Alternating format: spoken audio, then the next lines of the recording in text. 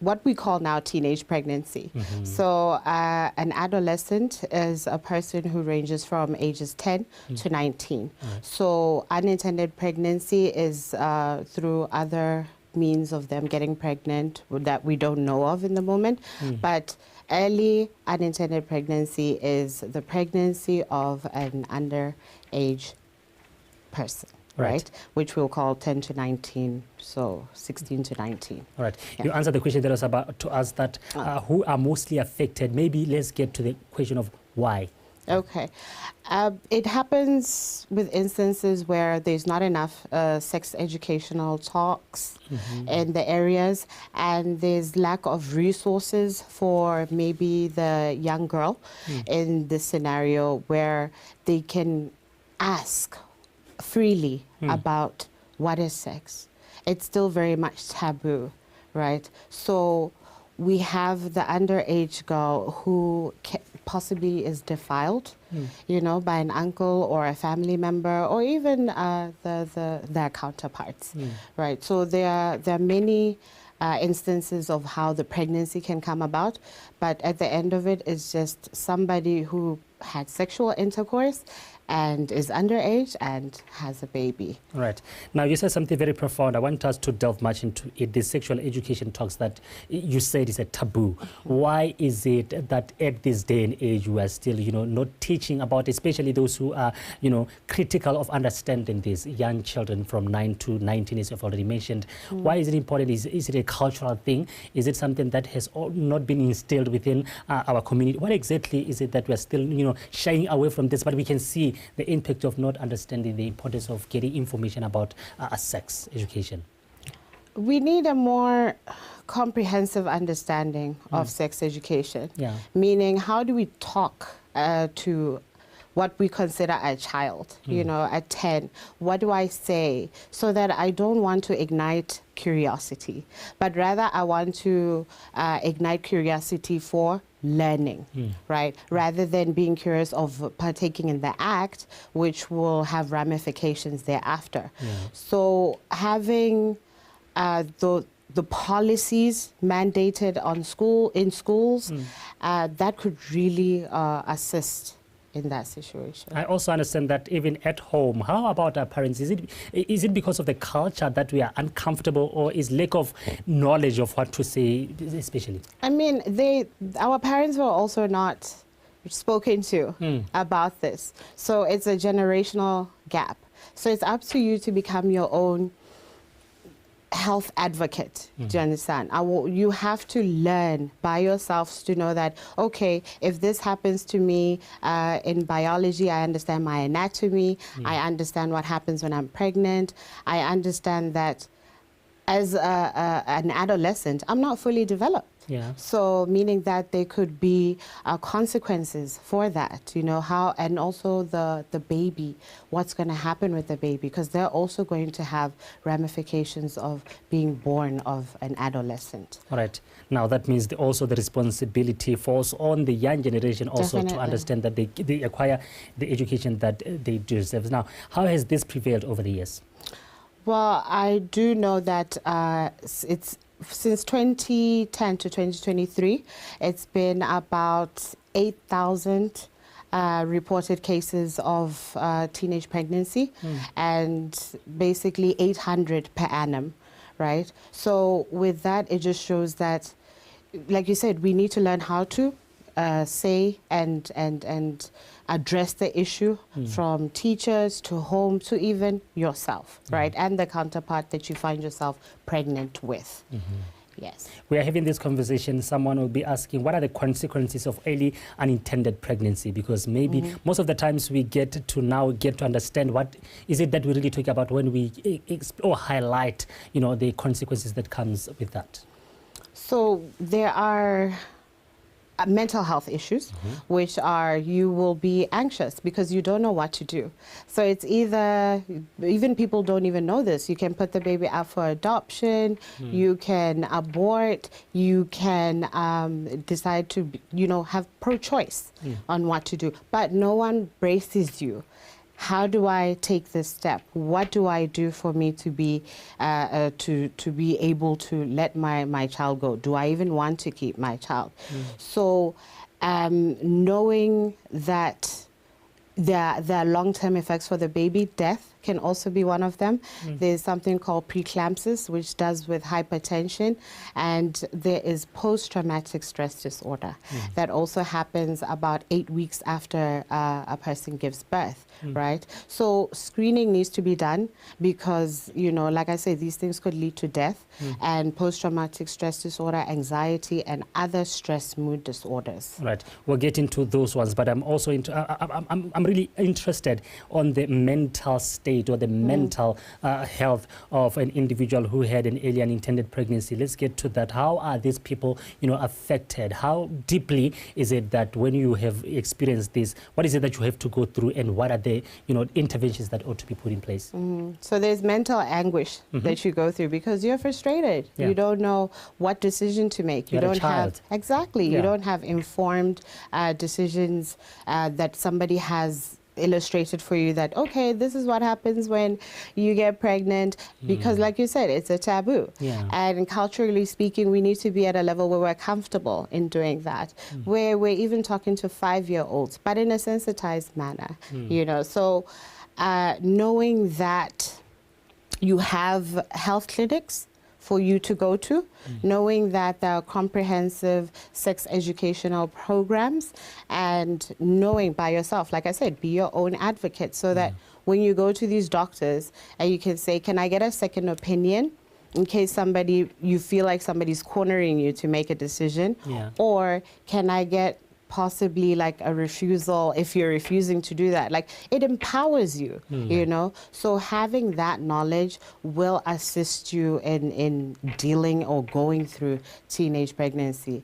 And there's also the term of pregnancy as well that could be affected. And we do have the post-maternal depression as well, that the person who gives birth goes through. But the child can have death, infanticide happens, and so forth. I'm interested in that. You just mentioned it, the post, what exactly? Oh, the post-maternal depression. Let's get to that. What exactly is it that an individual is going through? Because we're talking about the mental awareness. Maybe someone is going through that and they don't know what is it that they're going through. Yeah. Right. So with that, like I said, we need to be screened after you give birth.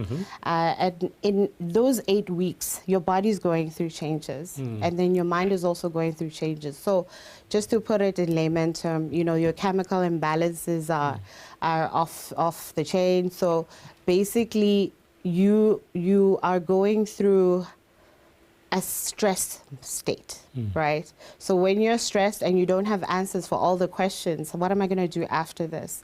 How am I going to handle having a baby? Is my person still going to be with me? Oh no, my parents are going to disown me. How is society going to view me? My body's changing. Yeah, my body's changing. Yeah. It really infests the brain, not just chemically, but mentally, whereby now it becomes a whole disorder. So it ticks off boxes in a criteria that we get from the diagnostic mental health criteria, and we tick off those boxes, which gives you that diagnosis, you know, and it has to be treated and managed, and that's long term, even after having the child, because the child also their skill development and their mental delays can also come from that, right? Because it picks up, my mother's not really present, she seems a bit detached. A baby also picks up those things because they need nurture. Yeah. Wow, it's deeper than I thought. I also want to get us to get into the apart from just the mental health, what are the illnesses, conditions associated with the early unintended pregnancy for both the mother and the baby? You just mentioned one here. Yeah, so we have the preeclampsia, which has to do with hypertension. Yeah. So given that the bodies are so small, high blood pressure can also be a concerning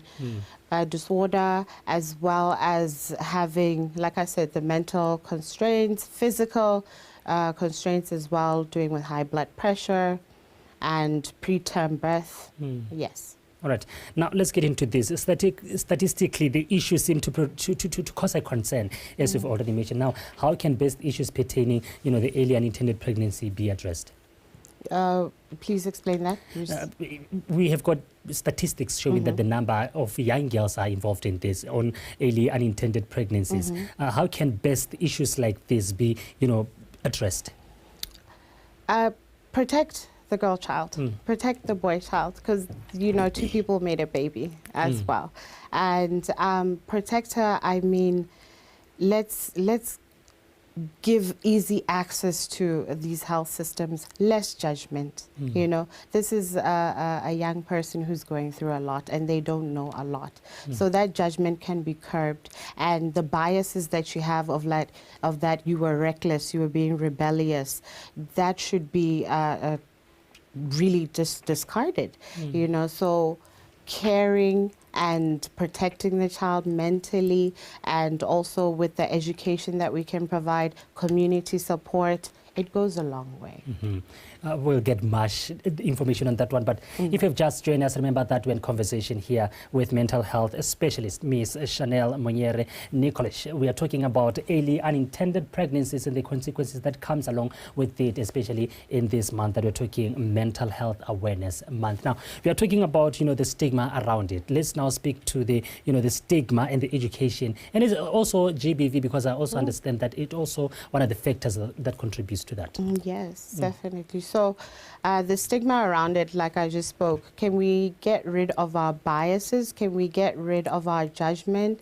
Can we get rid of our belittling because you don't know the situation where this young girl or what she's been through? It could be defilement and the GBV, or it could be a mix of all of it, because sometimes in instances women are not just taken advantage of by one person. It could be now from a young age going all the way up. Now, you don't have any filters, you don't have any senses or somebody to come to you and say, that's not okay, right? So you need to be able to protect, put policies in place, and be your own advocate. I cannot stress that enough, really. So these things can be coupled with that, and also not knowing what sex is and having that curiosity will lead you to take part in that practice. But where do we draw the line to say we are not encouraging this? Because if you become so lenient, we see young girls and young boys. I like what you said earlier, that we shouldn't neglect the boy child because the baby is brought by two, by two parties. But where do we draw the line to say we are not going to be judgmental? We're going to accept, because if it has happened, it has happened, and there's nothing we can do about it but to accept and look for the way forward. But where do we get to not be lenient, whereby everything it just happens because there is no judgment, everyone has accepted us, because we are seeing that the statistics are rising?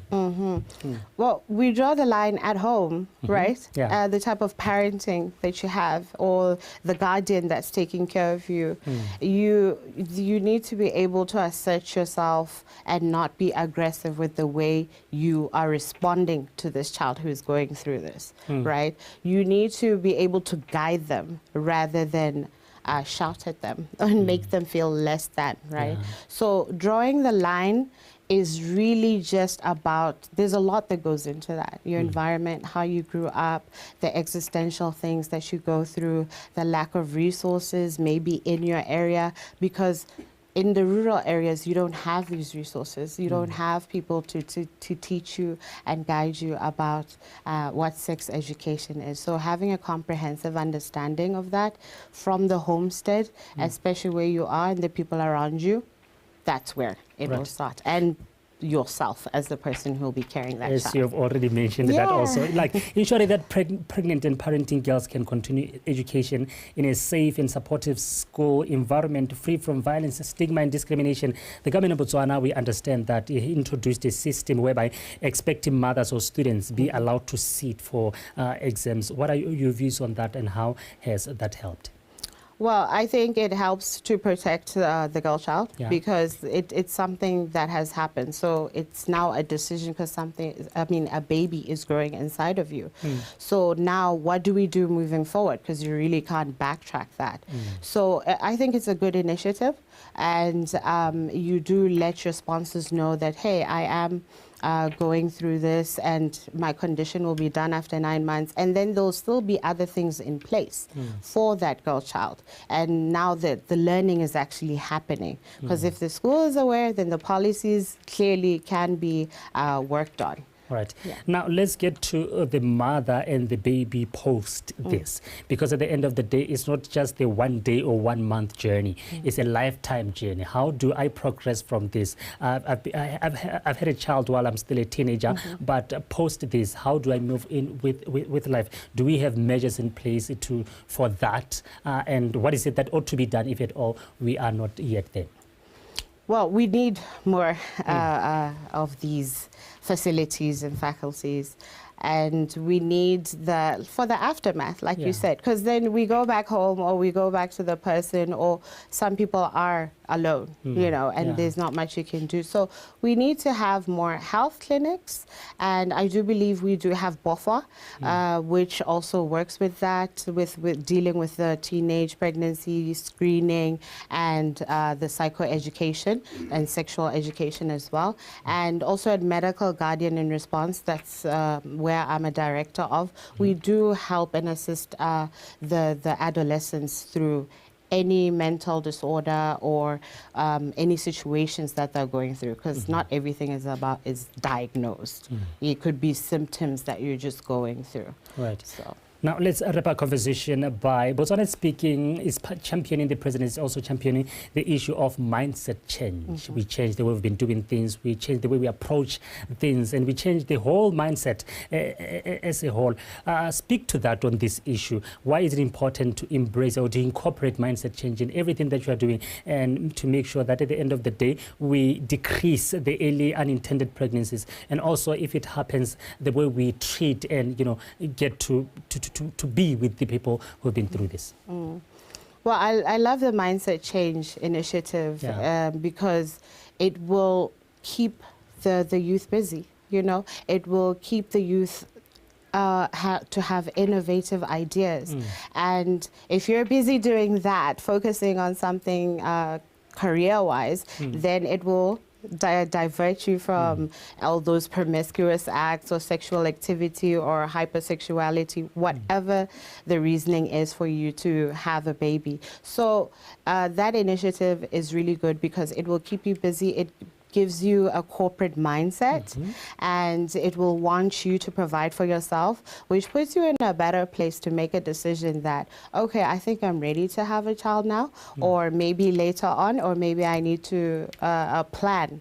So that's where the mindset changes, and I do like it, because if you're in perpetual poverty, then there's also the higher chances of having teenage pregnancy. All right. Ms. Shanel, thank you so much for your time. I believe that was a mouthful education that young girls and boys and parents also ought to have listened to. Thank you so much for such insights. Thank you. All right.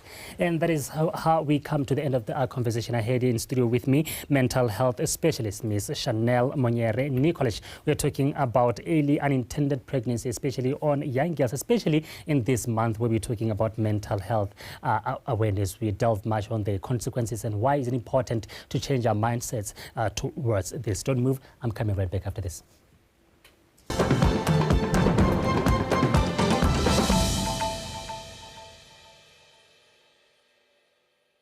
We are aware that charitable foundations play a crucial role in shaping the fabric of our society.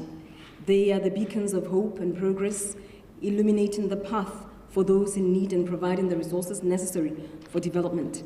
Hence, they play a critical role in advancing sustainable development.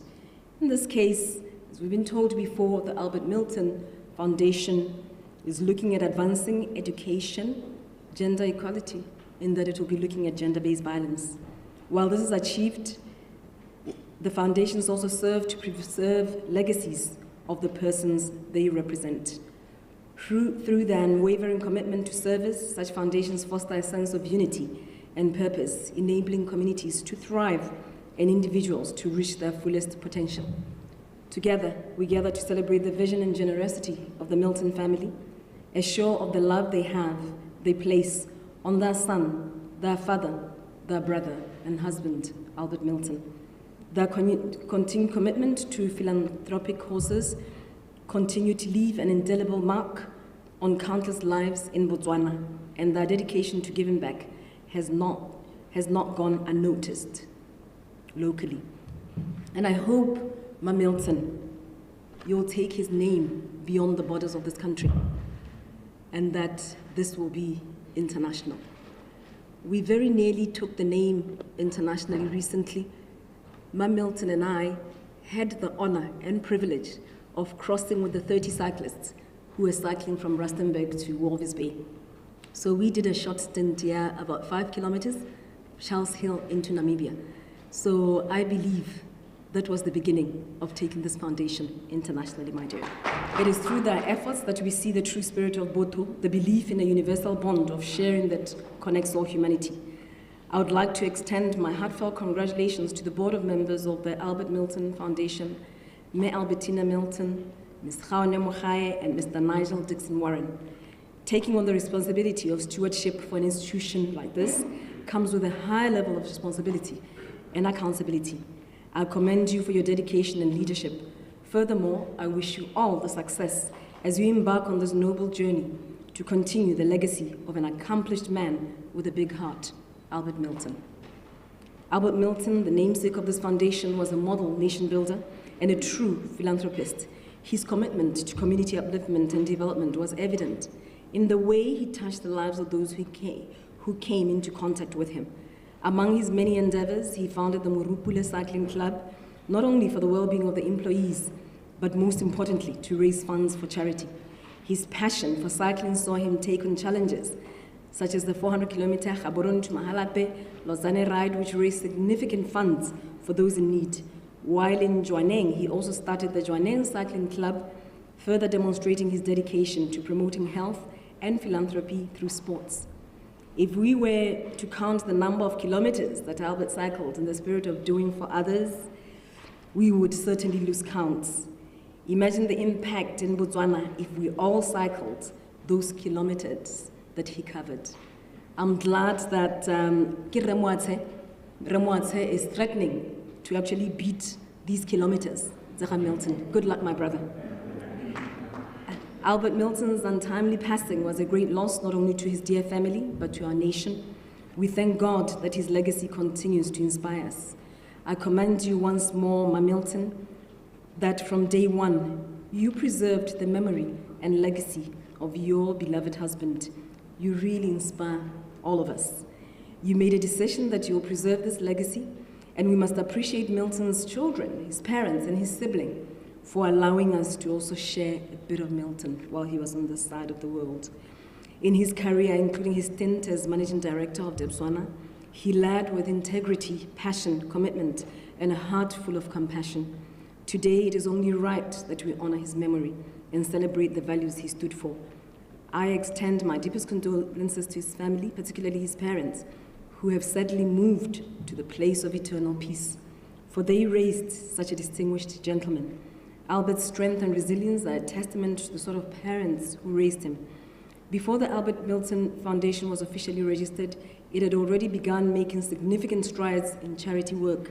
In 2020, the foundation raised an impressive 2.4 million pula for charity through a cycling challenge. This was followed by another successful event in 2022, where 1.8 million pula was raised. And I had the distinct honor of participating as a guest cyclist, nowhere near the hundreds, by the way, nowhere near the hundreds, in both these activities. These events not only raised substantial funds for worthy causes, but highlighted the importance of involving young people in sports. Ms. Milton, your commitment to putting youngsters at the forefront of your challenges is commendable. Through your efforts, you are not only promoting a love for sport, but you are also instilling values of perseverance, teamwork, and generosity in the next generation. By encouraging their participation, We are fostering a culture of health, discipline, and community spirit. Moreover, such initiatives promote sports tourism in Botswana, showcasing our nation's vibrant and active spirit to the world. As we look forward to the future, I have no doubt that the Albert Milton Foundation will continue to make a profound impact in the communities of Botswana and beyond our borders. This conference is about the coming together of education and health, especially affecting the young person. So that is our main interest. As the Department of Health Services, we render health services to our students so that they can actualize their academic dreams and hopes. So this conference is very relevant for us.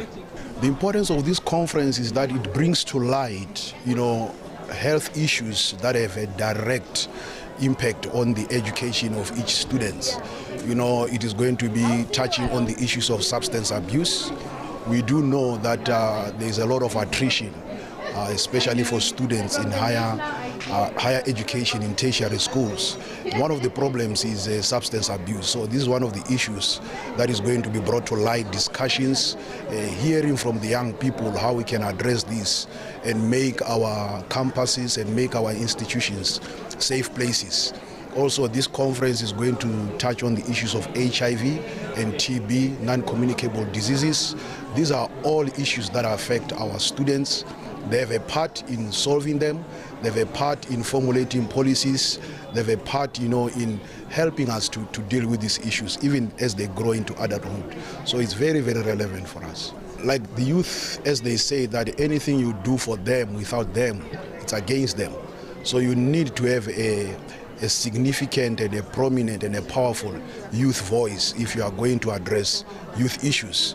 We don't want them to be bystanders and just consumers, but we want them to be participants, firstly in identifying the problems, identifying the gaps, contributing to the solutions. So this model, I think, is very perfect because we are hearing from the youth, and this will be aware some of the resolutions from this conference are going to be handed over to the relevant stakeholders. Any youth who has an interest in these issues